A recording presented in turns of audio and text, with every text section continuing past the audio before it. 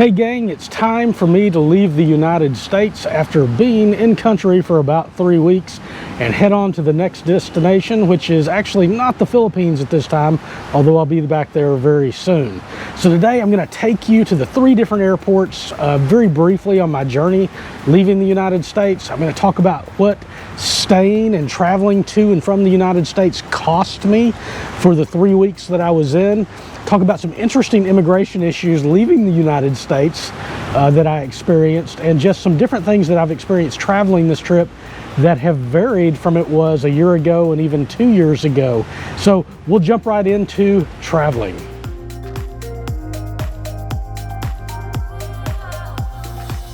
I got back to East Tennessee and it's now time to leave. So I take the trip back through Knoxville to the McGee-Tyson Airport down these lovely mountain roads where you get to see this wonderful nature that's on the way. It's all over East Tennessee, the Great Smoky Mountains, the wonderful hills, to the airport. All right, so at the Knoxville Airport, cleared security, dropped off the rental car, checked my bags. Got about an hour and 47 minutes to kill. It's a little after 12 o'clock noon. So I will eat my last meal in America, and I think I'll run over here to this Ruby Tuesdays and have my last good burger before I head out. Hadn't had breakfast or lunch, so I hate eating on terminal side, but I didn't have much choice because I was so pressed for time this trip. So let's go get a burger. So I chose the Smokehouse burger, which has barbecue sauce on it and onion rings, and it was a really good burger to have, the last one of good beef before I left the United States. And one thing I hadn't had the entire time I was in the United States was a salad bar. So I've been in 3 weeks, hadn't had a salad bar. You really don't see, well, at least really good salad bars in Southeast Asia, really in Eastern Europe. There's very few times that I actually found them. They do exist, they're in higher end restaurants, but it was really nice to have one. And overall, the airport side of the restaurant was not that expensive. So to get that burger with the sides, to get the salad, wasn't much more than I would have paid landside. It really only ended up costing, I think it was $19 in total for everything, which again is an expensive meal compared to where else I've traveled in the world, but compared to a similar restaurant landside in the United States, I thought it was okay. From Knoxville, I take American Airlines to Fort Worth, Texas, to the international airport where I'm going to be heading out of the country. Very short flight, only took a few hours to get there. Flight was decent, but it is an American flagged carrier, so you really aren't getting the quality that you're getting anywhere else in the world. Maybe one day the United States Airlines will step up their game, but it's not there yet. All right, I arrived here in Dallas-Fort Worth Airport after a bunch of turbulence stepping down, but this airport was massive, so I took the SkyTrain to get over here to this one. And as you can see behind me, they've got this 7-Eleven, which they just might have in the next location that I'm going to be heading to. Anyway, I'm going to grab a drink, head to my gate, then we'll sit down and chat for a bit.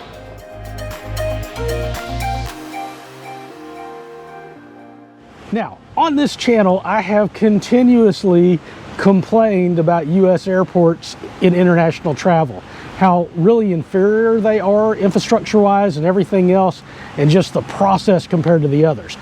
But I had never been to Dallas-Fort Worth Airport, and I gotta tell you, it's an older airport, but I was so impressed with how they have kept this thing up. It is a mammoth airport. You take the train between different concourses, or I guess terminals between the station, but once you are on security side, you can go to any of that without having to go through. So what I was very impressed with was when I came in flying in from Knoxville to Fort Worth, I never had to go back through security again. It was like being almost in an international transit terminal. And I really haven't seen that at any airport that I can think of in the United States, to where I was flying domestically, I would have to exit the airport and then enter a separate international terminal to leave the United States. And that wasn't the case in Dallas-Fort Worth. It was seamless. I didn't have to pick up my bags again. Just a very impressive airport with the procedures and stuff, and the quality and the neat restaurants and wonderful stuff that they had in there. It really was a great airport. thumbs up to the people of Dallas who have made that possible. Great airport, would be happy to travel through there again.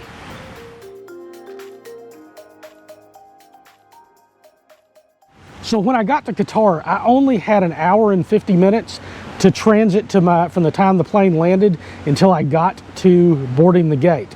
And so it was very little time. I was a little ways away, but something very unusual happened this trip. So normally every time I have gone into Qatar, I've never flown from the United States, but every time I have gone into Qatar, I've always had to, after we get off the plane, I have to go through security to enter the airport, and then you go through security again at the gate to board your plane leaving Qatar. Well, this time when I came in, and the only explanation I have is we were coming in from the United States, we did not have to go through security to get into the airport, which was a good thing because by the time I actually got to my gate and I rushed there, they were already boarding the plane. So they close the door 20 minutes beforehand, and if I'd had to go through that security to get in, I would have been very tight, if not impossible, to make that flight. Another interesting thing that happened was when I went out, when we were going, all the gates next to us, they were going through security. But the gate I was going on to go on the last leg of my trip, there was no security. So I didn't do any security either arriving in Doha or leaving this time, and that was most unusual from my other experiences.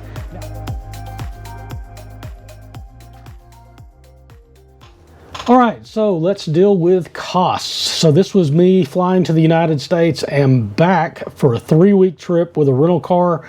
Really doesn't cover much hotel costs because I only had one night in the hotel. The costs are a little bit higher because of where I was flying out of, where I was flying into. Some of the flights were last minute. So flying from Davao to Knoxville, Tennessee, one-way ticket, $1,260. The rental car for 3 weeks was $1,295.14. Almost $300, actually $300 of that was airport fees and taxes. So the rental car company only got about $900. It's kind of like pre-pandemic prices, not too bad. And then one night in the hotel was $103.44. Trust me, not a high-end hotel, terrible internet. The flight back to Asia from Knoxville was one-way ticket, $1,432 for a total cost of $4,090.58. Could have saved a little bit by flying out of major hubs and so forth, but at the end of the day, I wouldn't have saved that much. My God, what it would have cost if I'd brought my whole family. So the last two things, for those that you have stuck around for the whole of this video, is I'm going to talk about my immigration experiences leaving the United States, and also why I was in for a very short time. So I have traveled in and out of the United States lots and lots of times, but there are no exit clearances or controls that you have leaving the United States. So basically your airline, when you check in, if they see you're flying internationally, they get your passport, they put all of your data in, they obviously transmit that to the government so they know what's going on the planes going in and out. This time I had something that had never happened before. Now I've been gone from the United States for well over 2 years. And so when they were checking me in at the airport, they told me, I see that you're going to the next destination. It's out of the country, obviously. And then they said, so do you still live in the United States? And I'm like, I don't know where I live. I have a home base outside the United States, but I guess no. And so they typed that into the system. I've never had that asked before. I don't know if there's something in the system that flagged I've been gone for so long. I have no idea if that's a new question. So if any of you guys leaving the United States has ever had the airline ask that to you, make sure you put it in the comments and how long ago it was. I'm trying to figure out, is this a recent thing? Is this a thing that was unique to me? Because I've never had that happen. I've never talked to anybody that's ever happened to. And then finally, the reasons that I stay in the United States only for a little amount of time. First of all, my children, my minor children and my wife were in the Philippines this entire time. I obviously want to get back to them, and that's where I've established a home base. So I don't want to spend a lot of time away from them. But second, I don't want to get drugged back into the U.S. tax system. Now, as a U.S. citizen or a U.S. person, you're always going to be a part of that tax system. But if you have residency and you don't spend much time in the United States, or there's another test that basically, as long as you're not in the United States for more than so many days a year, then you can reduce the amount of federal income tax you pay legally by filling out the stuff in your tax return, and that's what I do. And so you're talking about tens of thousands of dollars in tax savings on income that if you just stay one extra day over those days, you're sucked back into. And no offense, I like the United States, I like to visit, but since my home is not there, I'm certainly not going to pay $30,000 to $50,000 in taxes for the privilege of that extra day. All right, gang, that's it for the video. The next video coming up that you'll see is where I'm at now.